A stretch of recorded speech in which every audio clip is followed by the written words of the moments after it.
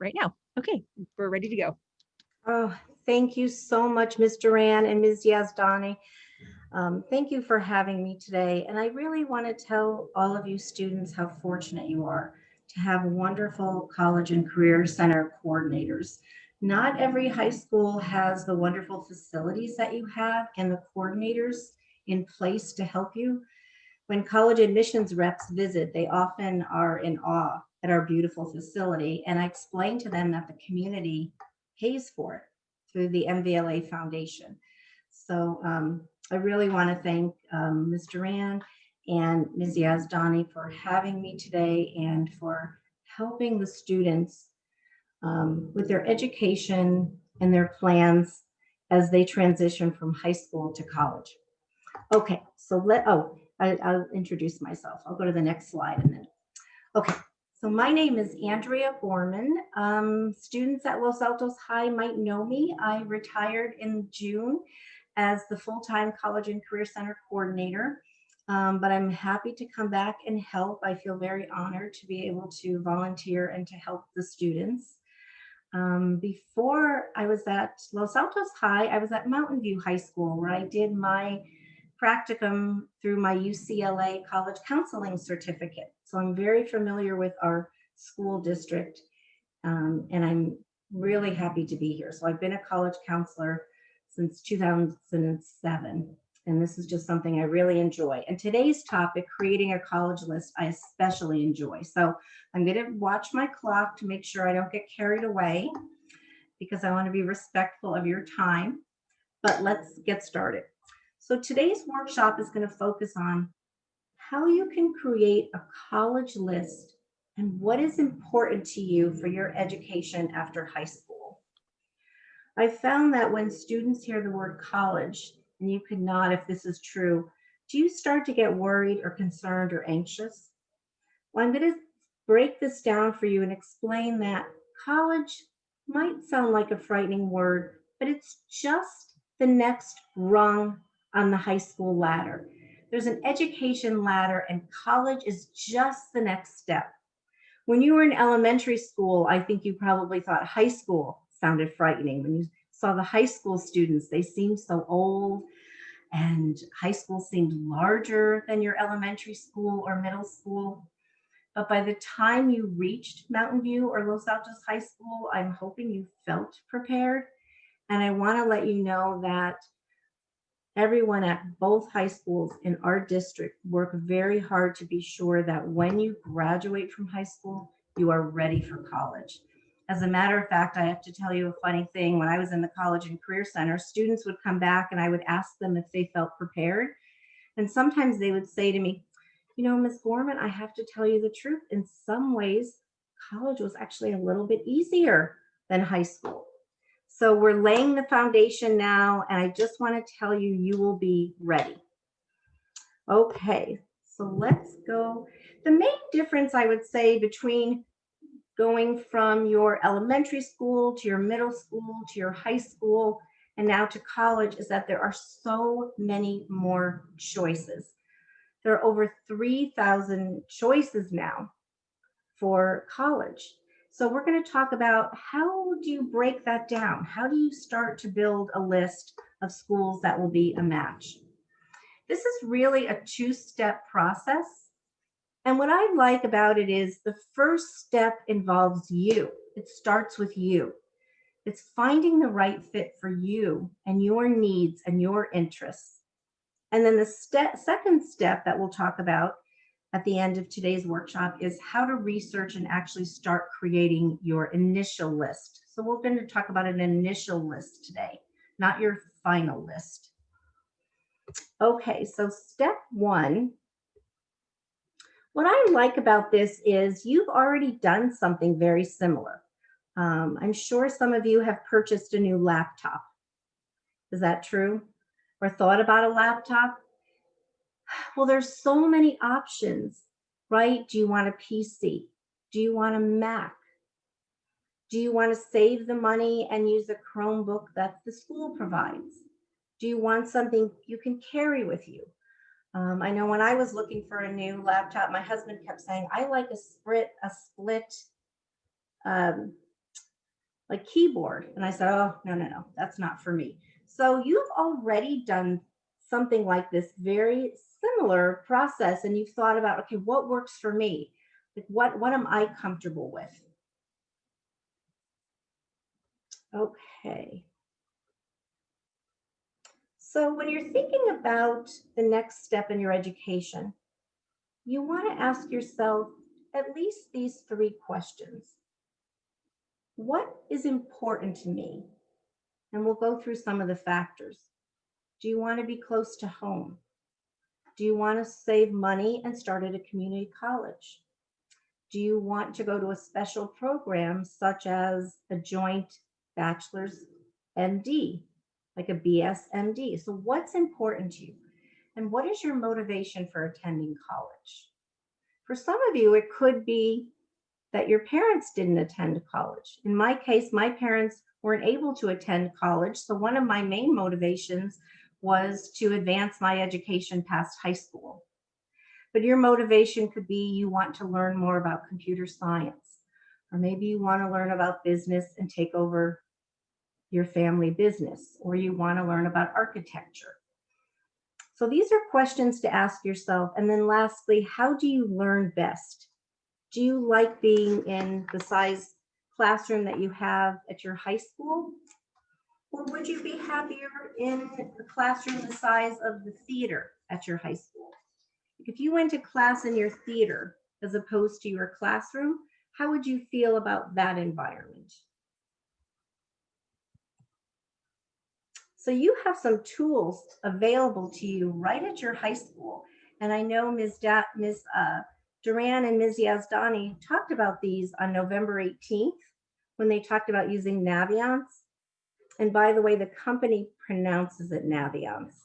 They thought that was obvious when they made the name because they say you use it to navigate. So that's why I'm pronouncing it a funny way.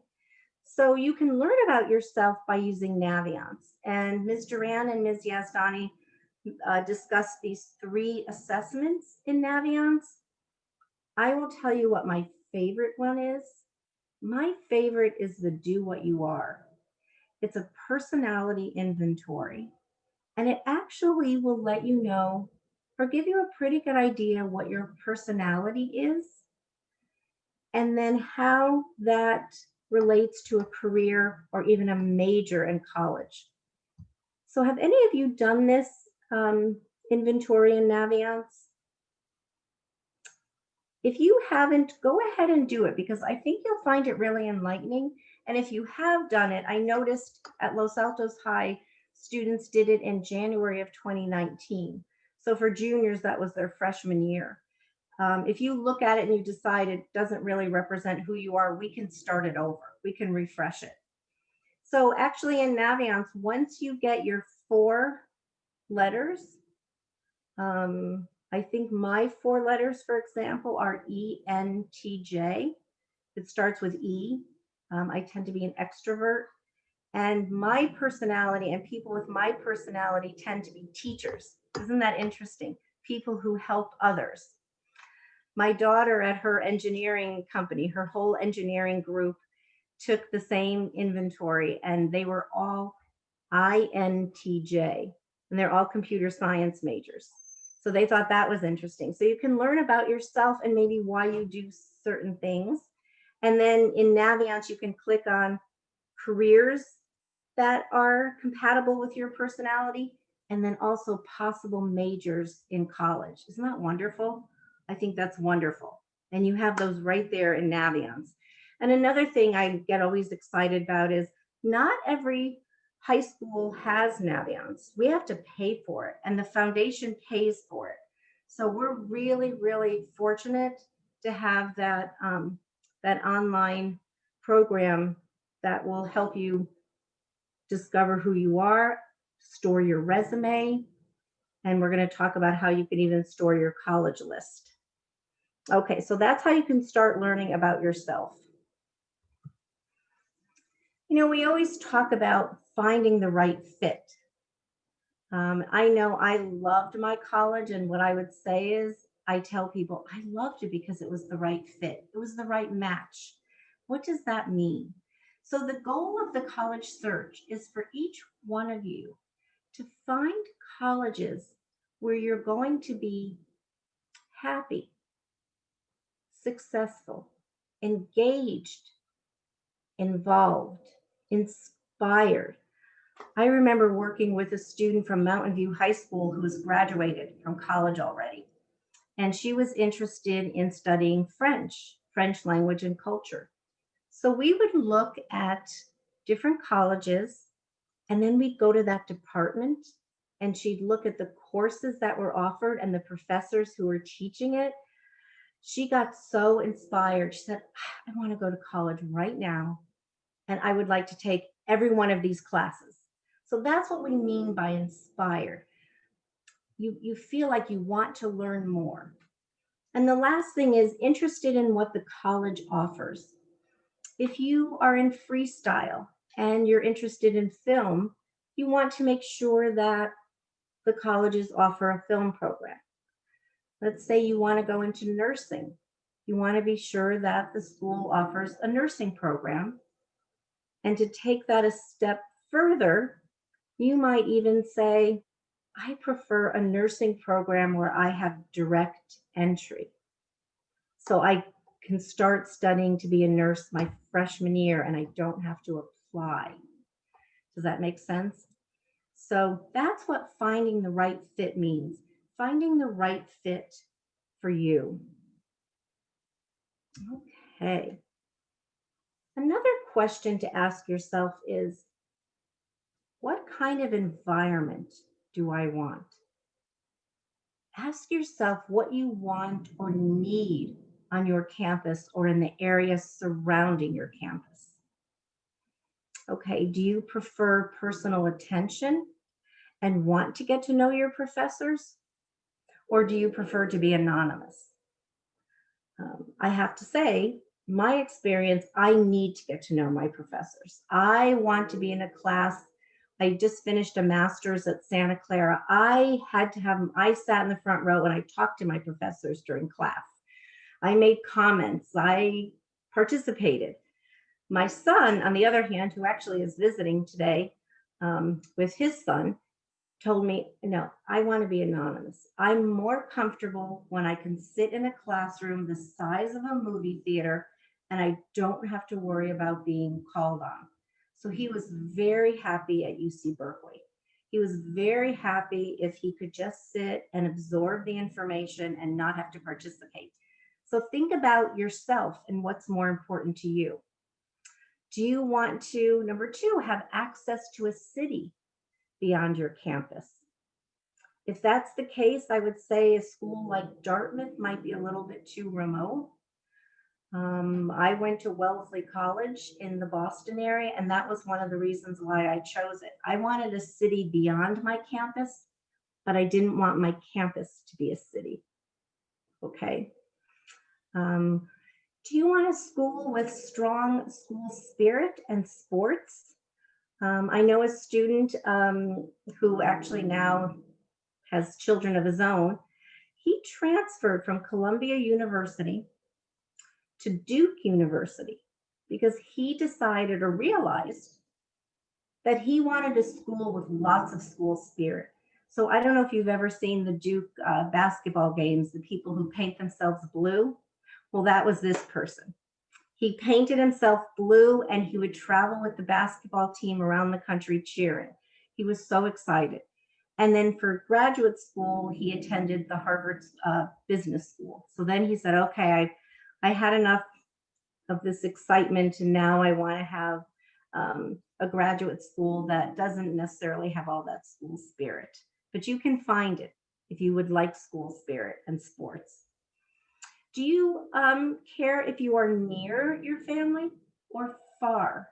And that's really important to think about. We're going to talk about the location.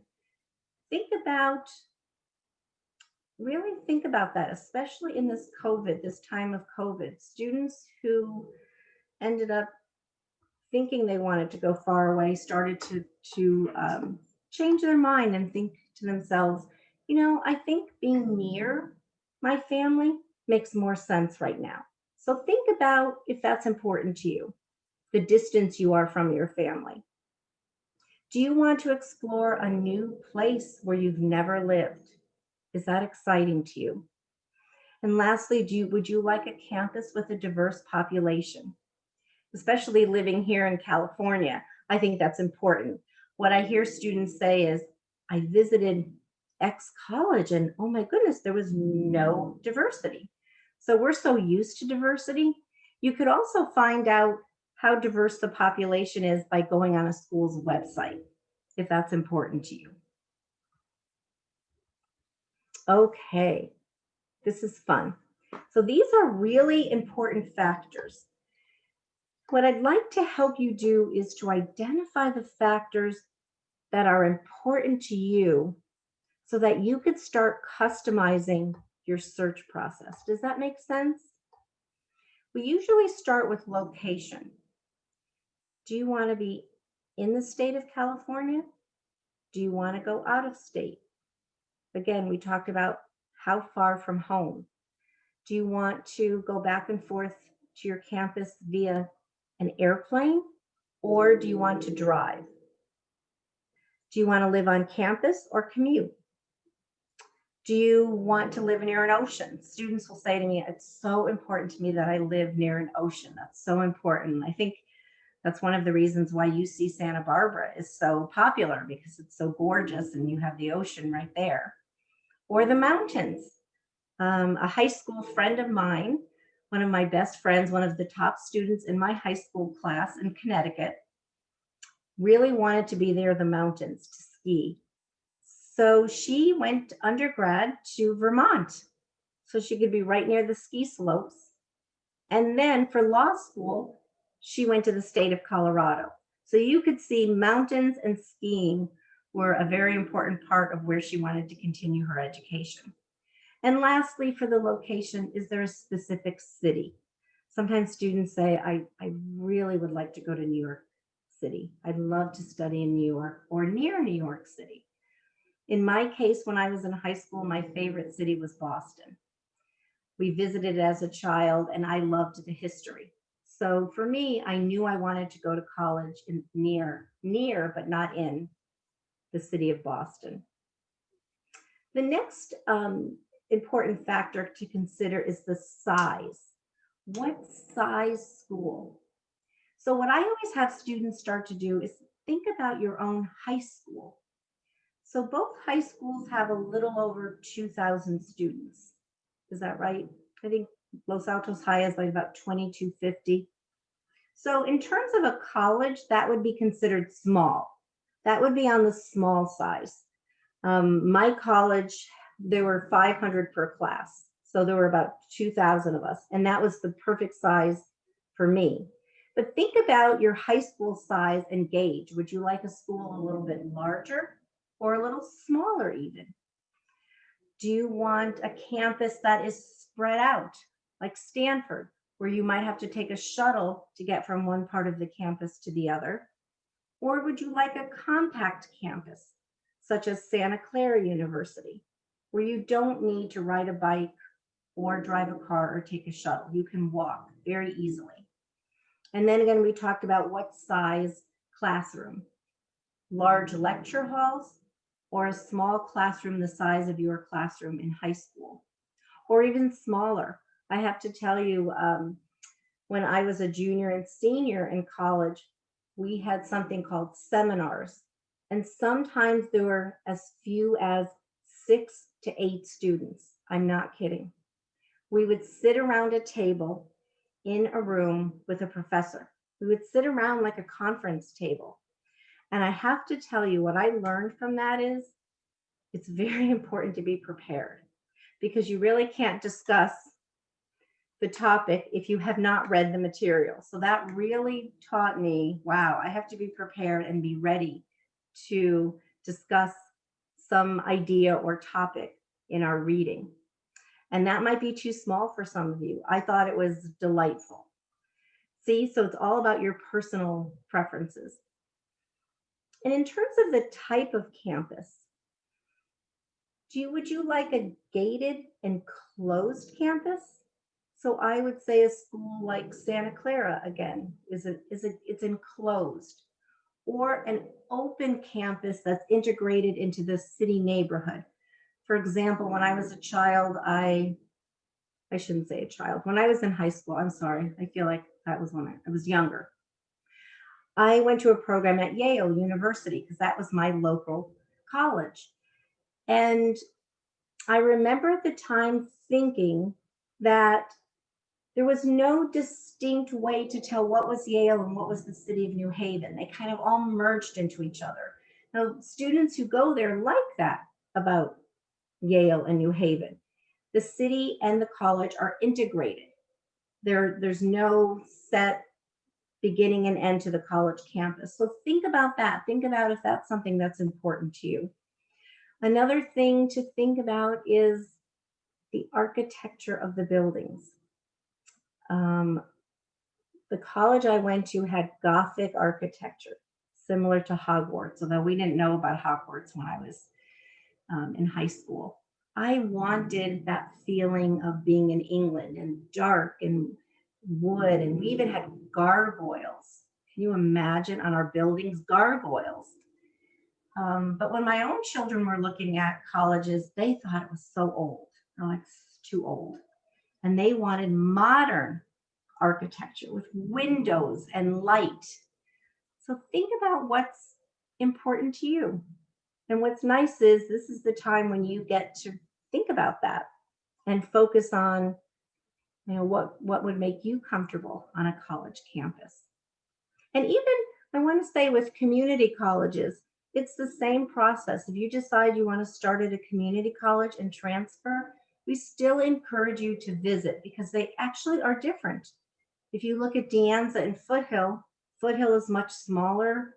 There are trees, it's wooded. Whereas De Anza feels to me more, not quite city-like, but it's definitely larger and busier. And then lastly, I don't know if you could see that slide, the type of college. And this is really important. I know when I was your age, when I was in high school, I didn't even realize there were different types of colleges. And I just want to say that Ms. Duran and Ms. Yazdani did a wonderful job putting together the MVLA College and Career Center handbook that's online. And on pages 4 and 5, they do a wonderful job explaining the different types of colleges. So for example, a liberal arts college, which is where I attended, is generally made up of undergraduates.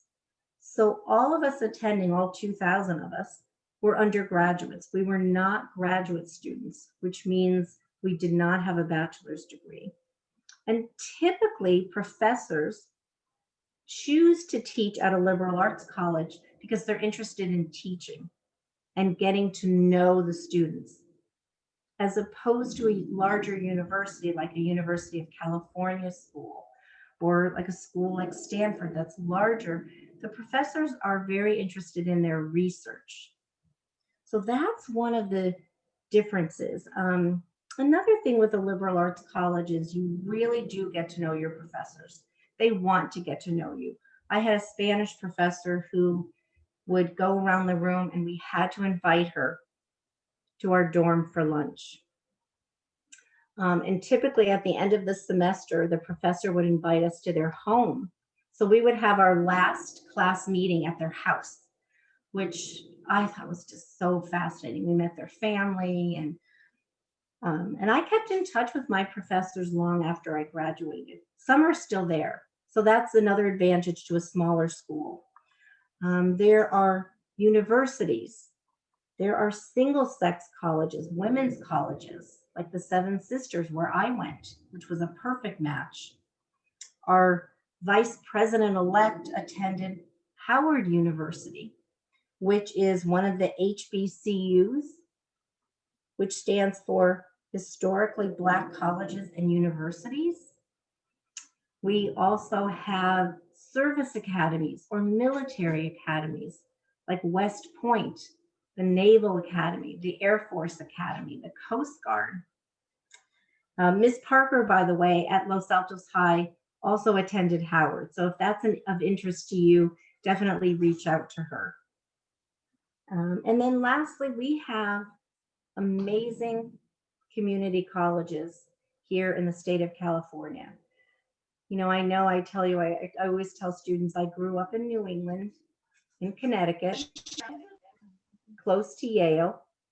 And when I moved to California, the first thing I noticed was our amazing community colleges. And I took a class at Foothill College. So I tell students, you're so fortunate in the state of California because you can start your education there. And I know one of your last workshop Wednesdays was about doing a tag, a transfer guarantee to a UC or to a private college so you can save money. If you know you want to go on and maybe get a PhD or become a doctor or a lawyer and you want to start out by saving money, we have 116 community colleges in the state of California that are just phenomenal. Okay, we have a few more additional factors to consider. And these are important because when we start actually researching and using Naviance and Big Future or guides, you're going to want to know what's important to you so you can put these factors in. What's important, I think, is finances and cost of attendance. This is a very good time to talk with your family honestly about how much your family can afford. And every college has something called a net price calculator. So you can get a pretty good idea based on your family's income if you will receive financial aid. I think one of the most heartbreaking things for me when I was in the College and Career Center is when a student would come in during the month of April, because May 1st is the time when you are making your decision. That's the day you need to let a college know you are planning to attend. And what I found, what happened is during the month of April, many students would come and say to me, I got into my first choice. It's the right fit for me. I'm so happy, but my parents informed me we just can't afford it. So it's easier to have those conversations now. Just like if you were to buy a car or a house or a laptop, you really want to have an idea of a price range before you fall in love with that item or that college. Excuse me. Then think about if it's important to you if the school is private or public. Private tends to be larger, less expensive. The campus culture, school spirit, getting back to the student who started at Columbia in New York City and said, wow, this school really doesn't have any school spirit, and transferred to Duke to dress up in blue paint. Also, if you're being recruited for an athletic, for sports, that's important. Maybe study abroad. Most schools do offer study abroad, but sometimes they're different. Sometimes they will actually have a campus somewhere else in another part of the world. So is that important to you? Do you want to be with the same students from your original college, but now you're in Madrid, let's say? Or do you want to do a program where you're with students from many different colleges studying in Paris? So each school will have study abroad, but they might have a slightly different version or different options. And then Greek life, it's interesting to me that Greek life, and I'm guilty of this. I don't always view the merits of Greek life, but I have to tell you, my husband graduated from MIT, and when he looks back at his college experience, his fraternity was extremely important to him. That was where we still keep in contact with his friends. It was also a wonderful way for the students to help each other. So when I was at his fraternity one day, somebody would yell down, has anyone taken this particular class? And someone else would holler, I have, I'll help you, let's get together and we can go through the problem set. When my son was at UC Berkeley, he joined a fraternity. And he told me that most of the members of his fraternity were economics majors, like he was. And actually, his first job after Berkeley was with a startup that several of his fraternity members started, and they were meeting in the basement of a church in Berkeley. I don't know, Ms. Duran or Ms. Yazdani, were you part of a sorority in college? I was not, no. But And it you all know, it's definitely looked like something like looking back, if I could do it again, I probably would have joined one. it's interesting. My daughter also went to UC Berkeley, and she started out saying, I would never join a sorority. But by the end of her freshman year, she realized it's a wonderful way to make a large campus smaller. And my daughter in law, who just happens to be here today at our house, lived in her sorority. Her sorority sisters were in her wedding.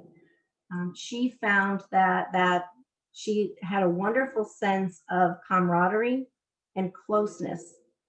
So that's just something to keep in mind. And it varies by school, varies by actual chapter, sorority or fraternity, but you can find some where the emphasis is studying and helping each other get through, like with MIT, get through a difficult, my husband was course 6, which is computer science, get through a difficult major. And moving on, religious affiliation, that might be very important to some students. The University of San Francisco is a Jesuit school. Santa Clara University is Jesuit. The University of Notre Dame is also Catholic. Boston College, Georgetown. You can actually search by religious affiliation if that's important to you. You can also check to see if a college has a chapter, for example, Hillel. I was on Stanford's campus, and their Hillel building was huge, and I thought, wow, that's wonderful. In college, my roommate was very involved in Hillel, so you might want to just check. Either the entire school could be associated with your religion, or you can absolutely find a chapter or an organization within your school. And then this next factor, oh, I get so excited about this one. Okay, I get too excited, students. In your high school, you have 2 semesters. But when you look at colleges, not every college has an academic schedule like that. Okay, we have 2 semesters. There are colleges that have 2 semesters, but then there are quite a few of the UCs that are on what's called the quarter system. Santa Clara University is on the quarter system. Stanford's on the quarter system. It's very fast, I will tell you. It is a fast schedule. It seems as if maybe your 3rd or 4th week into the quarter, you are already studying for midterms. I found that most of my friends who went to a school with a quarter system liked it. So I don't know, Ms. Duran and Ms. Yazdani, did you have a quarter system at your college? I had a semester system, but I know people that did have quarter system, and I know they liked it a lot because they were like, you get it over and done with. You just kind of are like you have to stay focused because you can't really miss anything, and then you have finals right away. I think for my type of learning specifically, I think I would have just done better in a semester system. But I don't have anything to compare it to because that's all I ever had. So Exactly. It's fast. Yes. I always say of the quarter system, you can't take a week off. You have to keep up with so some students love the fact, okay, I have to keep up with my assignments. And then there's something else that I get really excited about, and it's called a block schedule. I have to tell you, students, if I had known about this in high school, I think that would have been the route I would have gone. There's a college in Colorado called Colorado College, and it's on the block schedule. And what that means is you still take 4 courses a semester, but you take them one at a time. I just think that's genius. One at a time. So for example, for block 1, you take 1 course for about 3.5 weeks. Then you have a 4-day break, and then you do block 2. So what that means is in the syllabus, for example, for let's say French language and literature, it might say, after we can travel and it's safe after COVID, it might say in the syllabus we will be spending the third week of the class in Paris. So you can build in trips, you can build in an archaeological dig nearby. For an environmental science class, you could take another trip, because for 3.5 weeks, you're only taking that one class. And you still get 4 classes a semester, but it's one at a time. So it's a way to really immerse yourself and not juggle different classes. So think about if that's important to you.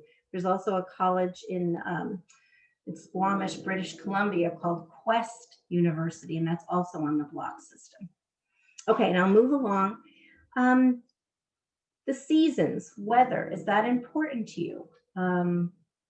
I remember watching a video of Dartmouth years ago, and the tour guide said to the students, it gets very cold here and it snows, and our winter is pretty tough. So we actually embrace winter, and you need to enjoy winter. They have a winter carnival. They play boom, like a broom ball. So they said, you need to be able to be comfortable during the winter months and embrace that. So what's important to you? Do you want seasons? I know my own children, my son said, I'm an outdoor person, Mom. I need to be outdoors. So I'm going to stay in the state of California. And then lastly, if you would like access to support and resources. And the reason why I mention that is there is a wonderful program that Ms. Duran and Ms. Yazdani can help you with. It's called the SALT program at the University of Arizona. And before COVID, representatives from the SALT program would actually visit our campuses.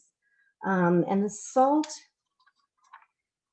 stands for, and I always forget it, it's Strategic Alternative Learning Techniques, SALT, S-A-L-T, and you apply directly to that program at the University of Arizona. And on their website, they explain that it's a program for students with learning and attention challenges. And I know several students who have attended the SALT program and said it absolutely changed their way of studying and being successful. They said, I struggled with my learning difference my whole life. And then I got to this program and they helped me embrace it. And they taught me how to learn using my learning difference. So that's absolutely wonderful to look at the support resources that colleges offer. And when you're visiting them, when it's safe to visit, you could actually go to their support services department and see if they offer what you would like. For example, there are students oftentimes who take notes.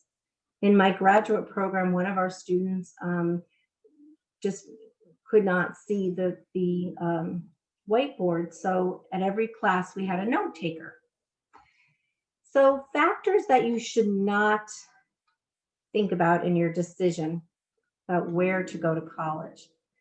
College rankings are difficult. I would say look at them, but don't base everything on a college ranking. Remember, you're trying to find the right match or fit for you, and a college ranking doesn't always provide that information. The other thing is name brands. So many times students would say, gosh, I never heard of that school. If you haven't heard of it, it's a good idea to maybe visit when the college rep visits or to research it on your own. Again, prestige, reputation concerns.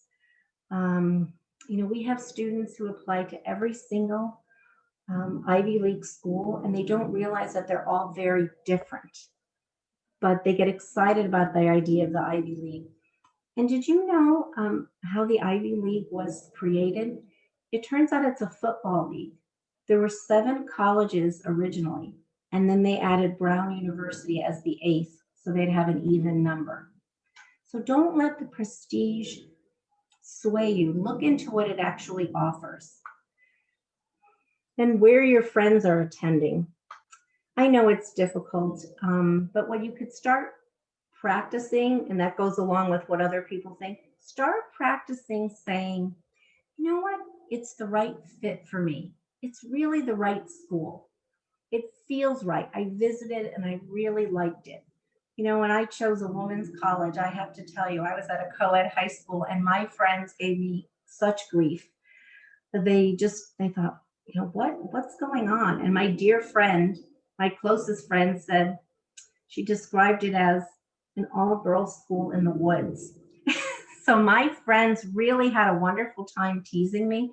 And I would say to them, I loved it. It felt right. And now, years later, they understand why I enjoyed it. So keep that in mind and practice saying it's the right fit for me. Okay, so we don't have time to do this brainstorming activity today, but this is a wonderful activity for you to just decide what is important to you. You can make 4 columns and label them your must-haves. It would be nice to have.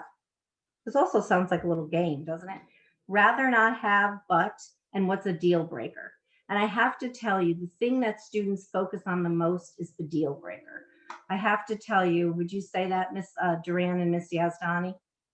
Students say it is too close to home, or it is way too small, or it's way too big, or way too expensive.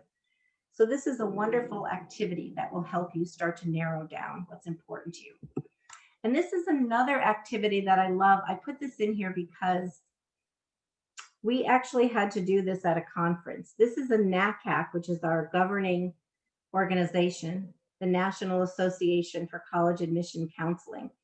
We actually had to do this. And the president of NACAC forced all of us at a conference to actually draw a picture, how you picture yourself in college.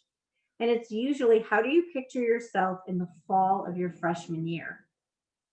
And we did this at Los Altos High once at a workshop, and it was really fun. Some students drew buildings because they were in a city. Other students drew trees. Other students drew the desert.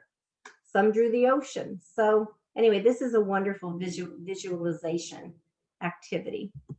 Okay, step 2. So now that you have an idea of what's important to you, how do you use that information to actually research colleges? Once it's safe, you should visit as many campuses as possible. We always say start local and then expand. It's a good idea to maybe visit one UC that's nearby, Berkeley or Santa Cruz, one California state school, such as San Jose State or Sonoma State, one private, maybe one additional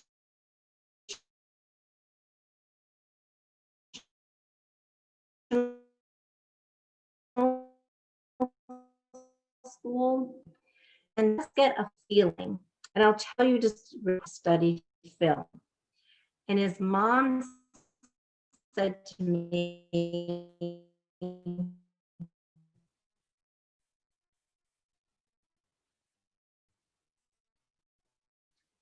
can you hear me? I think my internet might be going out. His mom said to me, he visited UC Cruz, and while they saw a student go by with a surfboard, and his mom said, oh my goodness, he was, and the tour guide explained that you can actually take surfing as a PE class. So anyway, at the end of the tour, he said to his parents, you can go home. I love it here. I want to stay. So that's why it's important to